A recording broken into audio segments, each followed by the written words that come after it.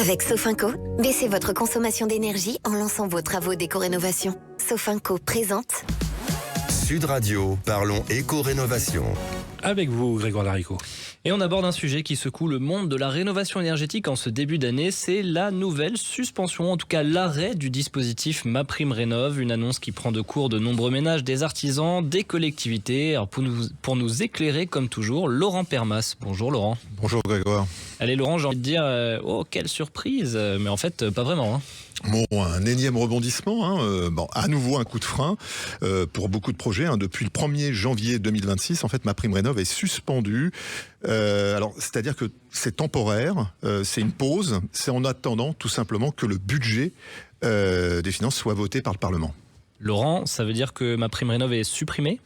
Absolument pas. C'est là où c'est complexe à comprendre.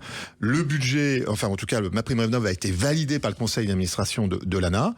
Donc c'est tout simplement un arrêt qui n'est pas définitif, mais une suspension, je vais y arriver, administrative pour ce samedi. Tout simplement parce que, je le rappelle, le budget 2026 n'a pas été voté dans les délais.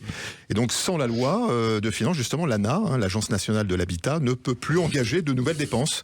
Et donc ne peut plus accepter aussi de nouvelles demandes de MaPrimeRénov' depuis le 1er janvier 2026.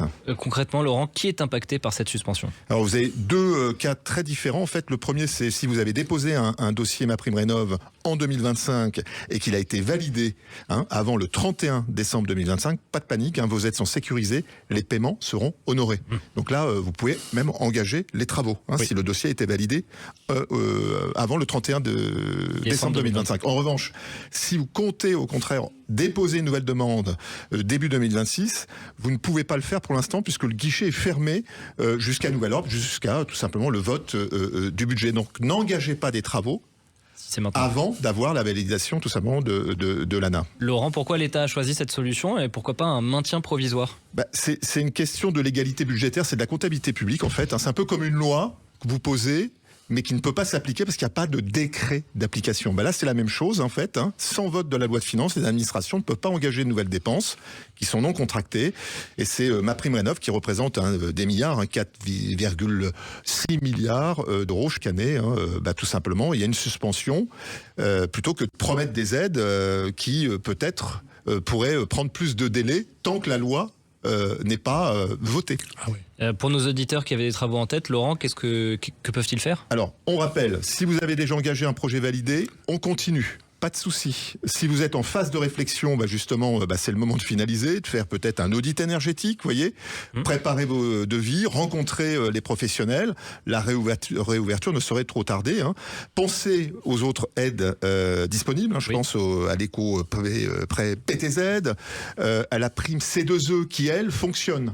Certificat d'économie d'énergie, qui vient compléter d'ailleurs le dispositif de MaPrimeRénov'. Et puis les aides locales qui n'ont pas tout simplement de blocage, votre région, votre commune. On n'hésite pas à appeler, bien évidemment, un conseiller France Rénov' qui pourra justement travailler sur les aides en dehors de MaPrimeRénov' et adapter votre projet justement pour cette période un peu incertaine et particulière. Rapidement, Laurent, j'imagine quand même que du côté des professionnels, ça crée de l'incertitude. Oui, parce que bien évidemment, ces primes sont nécessaires pour accompagner la dynamique de l'adaptation de logement, justement pour éviter ces fameux plusieurs millions d'appartements ou tout simplement de maisons en fait qui sont énergivores, et donc ça ralentit forcément les dossiers, et puis cette suspension même temporaire elle peut entraîner des reports de chantier, des annulations, et les ménages ne savent plus trop en fait quel budget prévoir. Et en conclusion, Laurent, que faut-il retenir pour les semaines à venir ?